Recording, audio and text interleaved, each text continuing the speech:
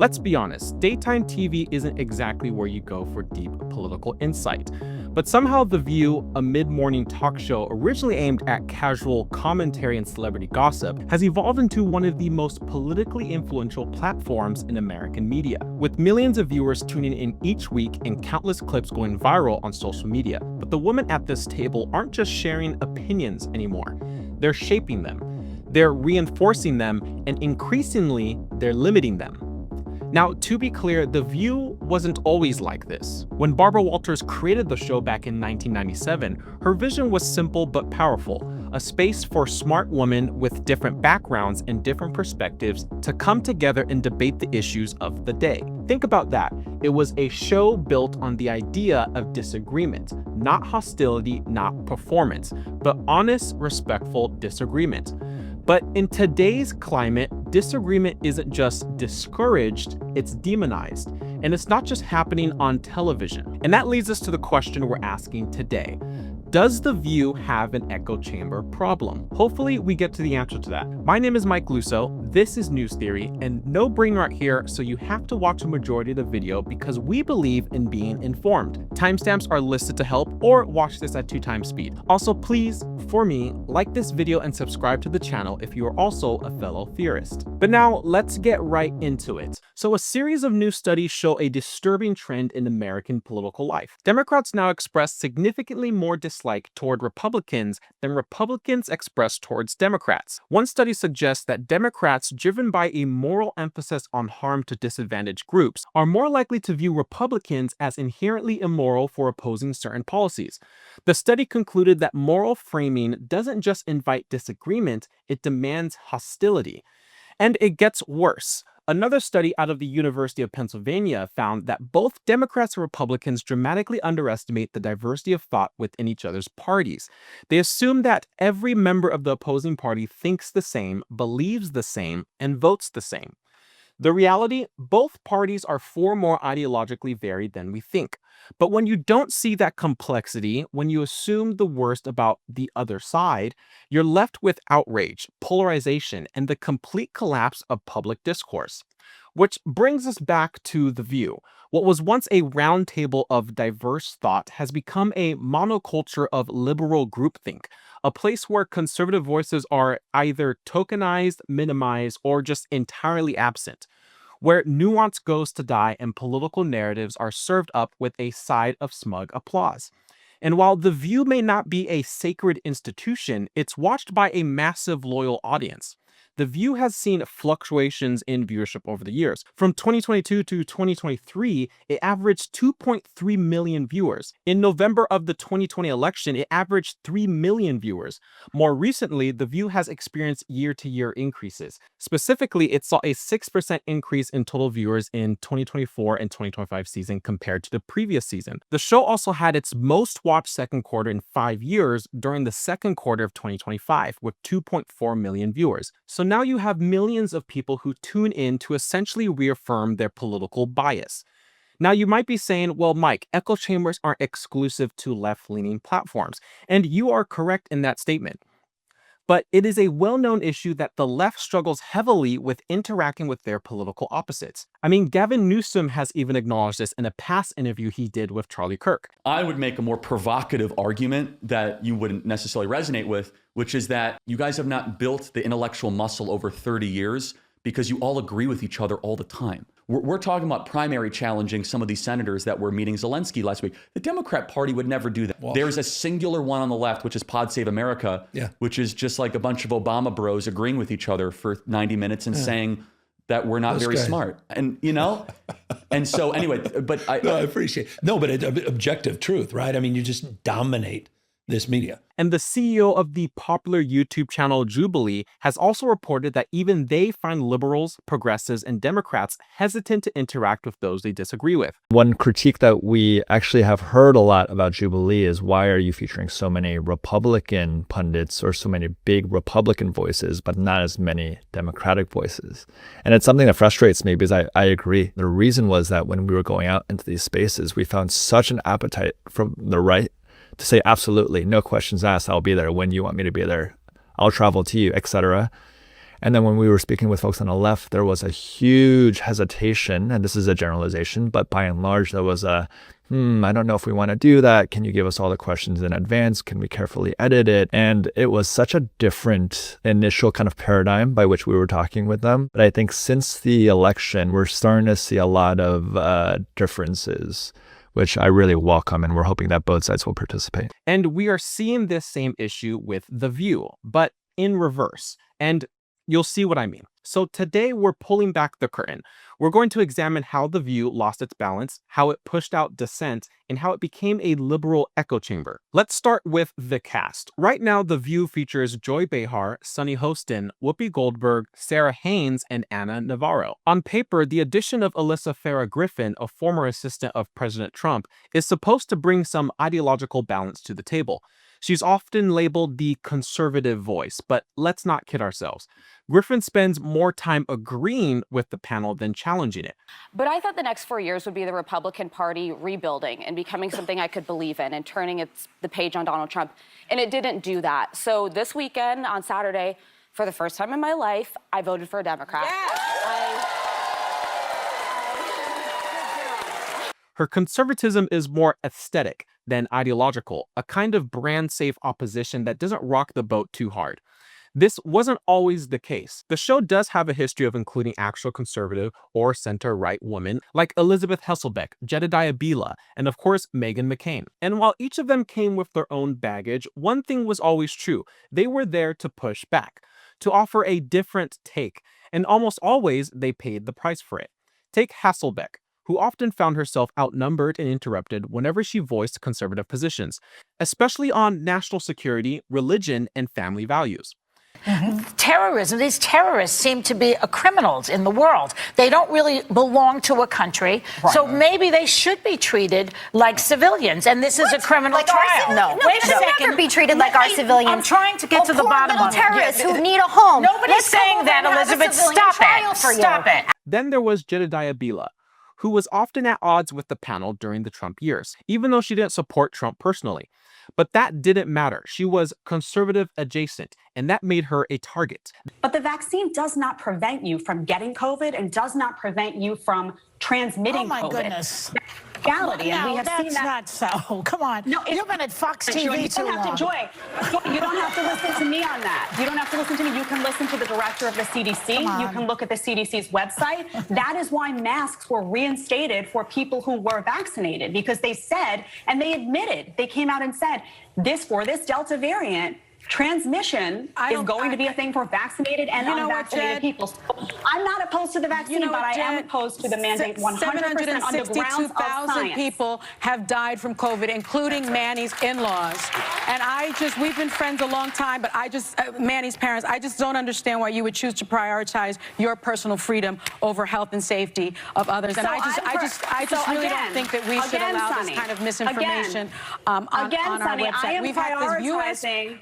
We've had the United States Surgeon General debunk. Yes, I heard what he said. Everything that you've just said, and I just don't think we should allow this kind of misinformation on our air. I'm really sorry, my friend. I'm really sorry, my friend. Then, of course, the infamous Meghan McCain. Her tenure was arguably the most high profile and the most volatile. She regularly clashed with Behar and Goldberg. Her segments went viral not because of substance, but because of spectacle. Shouting matches, awkward silences, and rolling eyes. When you go back to your time at The View, for example, I'm sorry, PTSD. Because I remember the 4 times I was on the show. Most of them were nice. The most powerful one, though, Barbara Walters, I remember being, so disappointed. And then in the industry as a whole, where women will sit there and bitch and moan at men, but then what do we do to each other? How did you handle that? I was disappointed in the beginning because you come onto an ensemble show and part of the gig is like there's gonna be people you disagree with. That's supposed to be the premise of the show. And I think I was just surprised that there was so much negativity, there was so much hostility, and then it wasn't just on camera, it was behind the camera. But at the same time, I had come from Fox News before, and I had co-hosted a show called Outnumbered with Harris Faulkner, and I had all these women at Fox who were like, still to this day, like Harris and Kat Timpf and Kennedy and Megan McDowell, like people who are just always so supportive, real sisterhood. So I actually relied on them a lot for support, and While you were at The View. While I was at The View. And eventually, in 2021, she left the show. So what's happened since? Well, the panel has become ideologically homogenous. Farrah Griffin doesn't push boundaries. She stays in her lane. Ana Navarro, a former CNN contributor and proud anti-Trumper, is often labeled as a Republican, but she hasn't aligned with mainstream conservative values in years. Made the mistake, and many other Republicans made the mistake in 2016 of not taking Trump seriously. I'm not making that mistake twice. I gotta tell you all, don't get numb to it. Don't laugh about it. Don't get tired of it. We beat him once, we can beat him twice if we have to, because he belongs in the big house, not the White House. And under no circumstance can Americans get exhausted and not fight hard as hell. So this guy is nowhere near the presidency ever. In fact, most of her rhetoric mirrors that of the other hosts. She's a conservative the way a hot dog is a sandwich. Technically, maybe, but not really. Police departments in South Florida are signing cooperation agreements to be deputized as ICE. When we, I keep thinking, okay, This is going to be this is going to change the way folks, they're gleeful. Everybody I know who voted for Trump is gleeful and supportive of everything he's doing. The result's a show that claims to represent different viewpoints, but functions more like an MSNBC brunch special.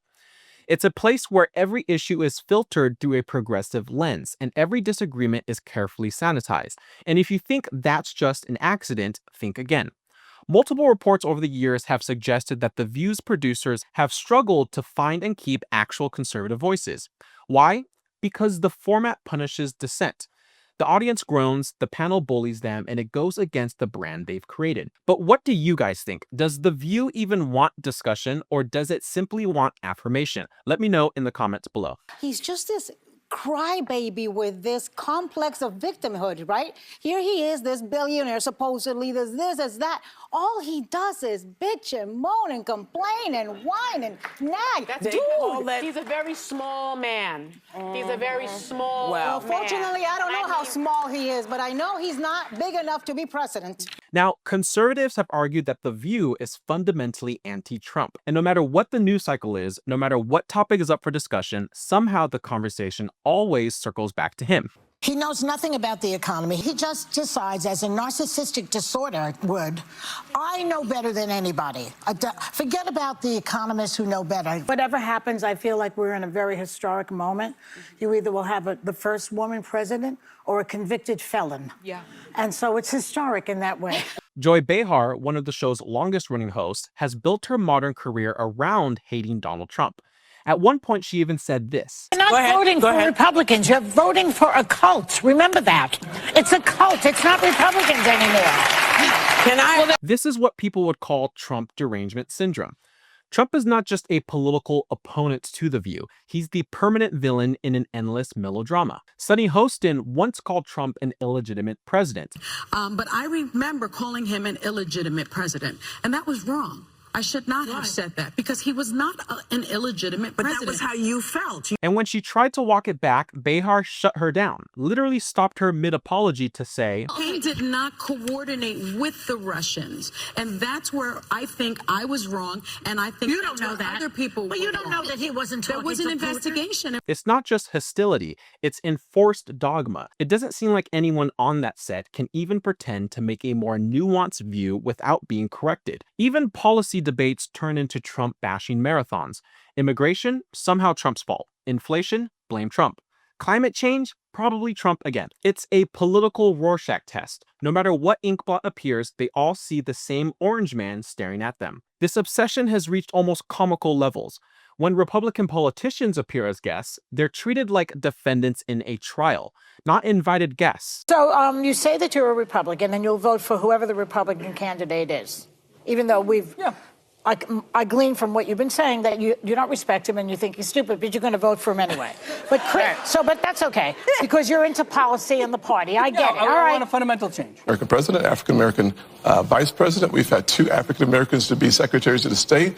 In my home city, the police chief is an African-American who's now running for mayor. The head of the highway patrol for South Carolina is an African-American. Still exceptions. In 1975, there was about 15% employment in the African African-American community for the first time in the history of the country. It's under 5%. 40% homelessness. And 50% of African Americans. 50% of the folks in our community Get 13% of the You had the population. chance to ask the question. I know that I've watched you on the show that you like people to be deferential and respectful, so I'm going to do the same thing. True. So here's what. Not true. Maduro's not a thug and a murderer. No, it's not who's true. starving his people. Let's have a conversation here. Chavez was a socialist, and socialism was the economic system And of they Venezuela. stole. It's And a kleptocracy. It's not socialism. But here's the question: is they voted for socialism? They voted. Let me finish. No, I can't let you finish. If you're going to say Maduro's not a murderer, I'm not letting you finish. Because it's a damn lie. And I've got a bunch of neighbors and friends who know this. Don't do this to me. Don't mansplain. I'm a 47-year-old girl. I just want to straighten a couple of things out. I've never said, and I don't think Hillary Clinton thinks that you're a witting asset. You might be an unwitting asset. Not that that means you're stupid, but people can be used. Well, that's exactly what it means, though. That's exactly what it means. The other thing that confuses me, wait, I have one more question. You're on state TV all the time. Why do you go on Fox Channel, which is a propaganda network, 16 times with Tucker Carlson? The panel doesn't ask questions, they cross-examine. If they don't apologize for Trump, they're accused of complicity. And when Democrats come on, softballs, deference, all smiles and giggles.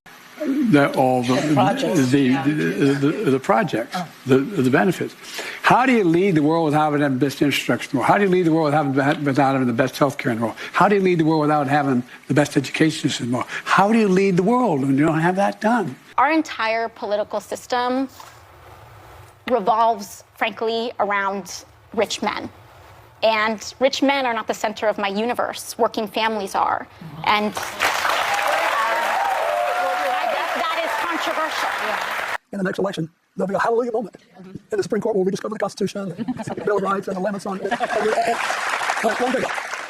I'll be happy if that happens, because all of us should operate under guardrails. The whole purpose of the Constitution was to repeal royal governance, unaccountable governance, that no Democrat or Republican can be without accountability. That's what I think. The View's version of political commentary is like watching cable news distilled into a meme and served with coffee and applause. But if you think this kind of obsessive rhetoric doesn't influence real-world attitudes, well, you haven't been paying attention. Here's the thing about The View. It doesn't just lean left on the big issues. It leans left on every issue. Immigration, abortion rights, criminal justice, men and women sports, gun control, climate change. They're not just in alignment on how they feel about Trump or Republicans. It's every cultural moment, every national controversy, every breaking story. Well, if anything, would you have done something differently than President Biden during the past 4 years? There is not a thing that comes to mind in terms of, and I've been a part of most of the decisions that have had impact. I mean, aside from buck naked dancing on the top of the table, I don't know what else she could have done. I don't think she could have done more. I think she left it all out on the field. I think she raised $1 billion in 3 months. I think that she ran a flawless campaign, and I maintain that. I think now it's the time for us to work. The takes are so reliably liberal, it's like the show has a standing meeting with a DNC spokesperson every morning. Let's take a few examples. Remember when Arnold Schwarzenegger made headlines by speaking out about illegal immigration enforcement? But the key thing also is at the same time that we got to do things legal. That is the important thing, you know. So you got to do things legal, and those people that are doing illegal things in America and that are foreigners, they are not smart. Because when you come to America, you're a guest, and you have to behave like a guest. Like when I go to someone's house and I'm a guest, then I will do everything I can, keep things clean, and to make my bed, and to do everything that is the right thing to do, rather than committing a crime or being abusive or something like that. Prior to that, the man was treated like Hollywood royalty until he stepped out of line. He questioned the left's open border stance, and immediately they turned on him. In fact, they lectured him, the former governor of California, as if he has no clue on the realities of immigration after he just gave them his immigration story. 90% of the people who come here are trying to do the right thing. They're less likely to commit crimes. And a lot of what's happening right now is people are getting snatched who shouldn't be snatched out of the country, people who have visas, people who have all those things. So we want all the right people. We don't want people who are doing bad stuff. But they are less likely, immigrants are much less likely to commit crimes in this country than actually American-born citizens. Immigration is a great case study. The panel consistently frames ICE agents as jackbooted thugs. There's no consideration for policy complexity, no recognition that many Americans support secure borders while also supporting humane treatment. Yes. Well, let me ask you this, Governor. Trump's border czar, Tom Homan, has started these nationwide immigration raids that we're watching and mass deportations, and they're using our military. And he made this warning: if you're in the country illegally, you got a problem. So even undocumented immigrants with no criminal record are clearly being picked up and are at risk. Is this a fear tactic in your view, or is the plan to just get rid of every undocumented immigrant? On The View, you're either with the progressive left or you're heartless. And don't even try bringing up American exceptionalism. Sonny Hostin once called it a myth. I disagree.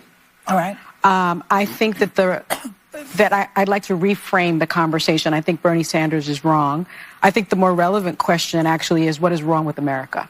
And let's not forget Whoopi Goldberg, who recently compared life in modern-day America to that of life in Iran. I think it's very different to live in the United States in 2025 than it is to live in Iran. Not if you're black. Not for everybody. Not if you're black. Guys, don't go to Tehran. Do not, no one at this table should go to Tehran. It's important we remember there are places much darker than this country and people who deserve rights. Not everybody feels that way.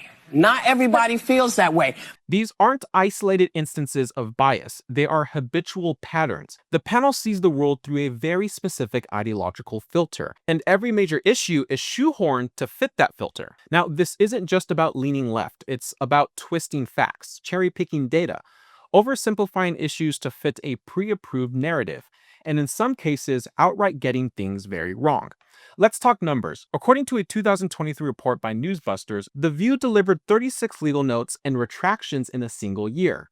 36. That's nearly one every other week. And these aren't minor corrections like a name mispronunciation or a misplaced graphic. Oh, okay, so you have to read this thing. Oh, I've got a legal note. I do have a quick legal note. You got to milk this cow. Yes, I have a legal note. Do you have a legal note again? Oh, I do. Honey? Wow, another one. Two of them. I have two legal notes. Ginny denied any conflict of interest between her activism and her husband's work on the Supreme Court. Well, she doesn't talk to him at night. That's my legal notes. But let me say this very quickly. Ginny Thomas has denied any conflict of interest between her activism and her husband's work. You got a legal note. legal I have note. a legal note. Trump denied Esper's claims about wanting to shoot protesters. I have a legal note. Simon Lviv denies serial fraud and said he would proceed with a lawsuit for defamation. Congressman Loudermilk has denied any wrongdoing. You have a legal note. Roy Moore and Representative Matt Gaetz have denied any wrongdoing. Uh-oh, here's another one. Turning Point USA has condemned the group of neo-Nazis and said they have nothing to do with the organization. But you let them in. President, open your You mouth. let them in and you knew what they were. We want to make clear that these demonstrators were gathered outside the event and that they were not invited. We apologize for anything we said that may have been unclear. We're talking full-blown factual faceplants that ran on national television and were seen by millions of viewers before being walked back quietly later. Then there's Whoopi Goldberg's now infamous take that the Holocaust wasn't about race. Well, also, if you're going to do this, then let's be truthful about it, because the Holocaust isn't about race. No, it's not about race. Ethnicity. Well, they consider Jews a different race. But it's not about race. It's not about race. What is it about? Because it's about man's inhumanity to man.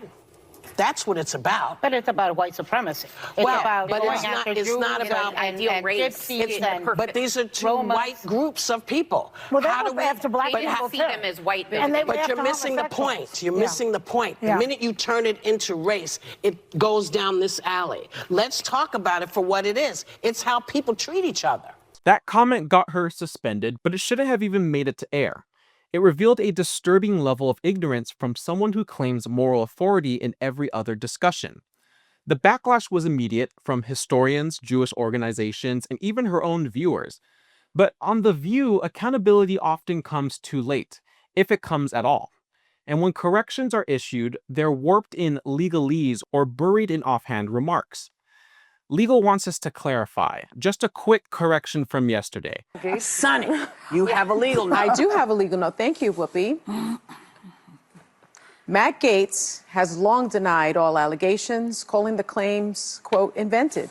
and saying in a statement to ABC News that this false smear following a 3-year criminal investigation should be viewed with great skepticism, that DOJ investigation was closed with no charges being brought. I have a very quick statement. It's not going to be that quick.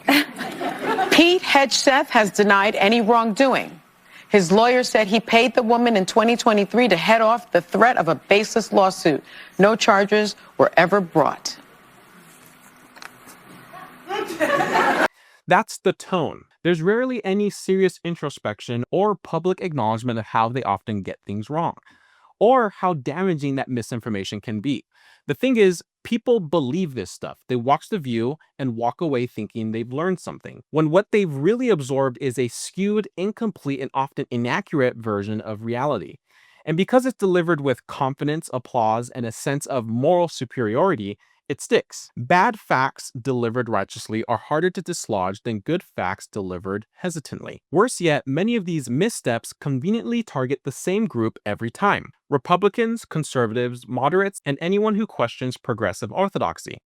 This business about the aging that keeps coming up and talking about the young generation of Republicans are dumb.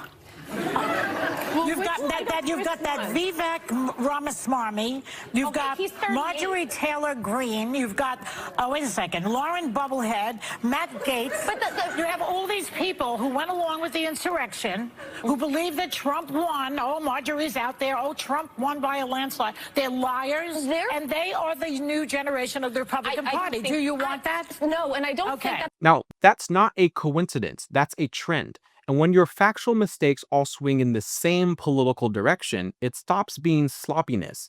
It starts looking like strategy. In an age where misinformation is a constant concern, where big tech, fact checkers, and media watchdogs are all supposedly fighting to protect the truth, The View somehow escapes scrutiny. But what do you think? Is it because they hide behind the label of a talk show? Because it's hosted by women? Because it's cloaked in daytime charm? Keep in mind, a popular media narrative is that misinformation only exists on the right. But don't be fooled. This show is one of the most watched and shared platforms in American media. When they get something wrong, millions of people get it wrong with them. And when they refuse to course correct honestly and transparently, they're not just making mistakes, they're making propaganda. So yes, The View is biased, but more than that, it's an echo chamber of unchallenged ideas and worldviews. And the receipts speak for themselves. Because what happens on The View doesn't stay on The View. It spills out into public discourse, into social media, into how people frame their political reality. According to Pew Research, 44% of women voters in the 2024 election leaned Republican or voted for Republican candidates. That's nearly half the female electorate. And yet The View targets only women who are liberal, progressive, and loyal to the Democratic Party. There's very little attempt to reflect diversity of political thought among American women. It's one voice, one view, every single day. Whether you're a conservative stay-at-home mom in Texas or a liberal college professor in California, your voice matters, but The View only amplifies one of those voices. More than that, echo chambers like this don't just fail to inform. They actively polarize. A 2021 Princeton study showed that political echo chambers harden beliefs and increase hostility toward the other side.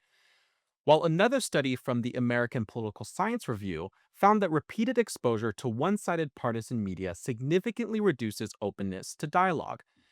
This, of course, leads to ideological insulation. And when it plays out on daytime TV, disguised as harmless chatter, it's even more dangerous. Why does it matter? Because daytime TV still reaches millions. And when shows like The View present themselves as mainstream while pushing a hyper-partisan worldview, they normalize division. They create a reality where any deviation from progressive ideology is treated not just as disagreement, but as moral failure. The echo chamber is an environment much like a social media network where an individual's thoughts, beliefs, and opinions are echoed back toward them. And opposing thoughts and beliefs and opinions are never seen, so you don't get the option to see them or hear them. And whether you believe in it or whether you like it or not, the echo chamber is there. And this is not that new a thing. We've often decided on which newspaper we want to read or which news channel that we want to see. But we've had the opportunity to see those different newspapers or different channels. But now, 68% of Americans use social media as their sole source of news. So now more than ever, the echo chamber is more dangerous. And culturally, the cost is enormous. We lose nuance, we lose empathy, we lose perspective. We lose the ability to talk across the aisle. And when disagreement becomes taboo, democracy suffers. This isn't just about wanting The View to be a conservative talk show. It's about asking for balance, representation, honesty, diversity of thought in our already hyperpolarized society. A space where multiple kinds of women can see themselves reflected, not just the ones who vote blue. Because if all you're ever hearing is the same take delivered by the same people to the same audience, that's not journalism. And it's not a discussion, it's propaganda dressed up in daytime makeup. And in a time of unprecedented division and distrust, the last thing we need is another place where the only acceptable opinion is the loudest one in the room.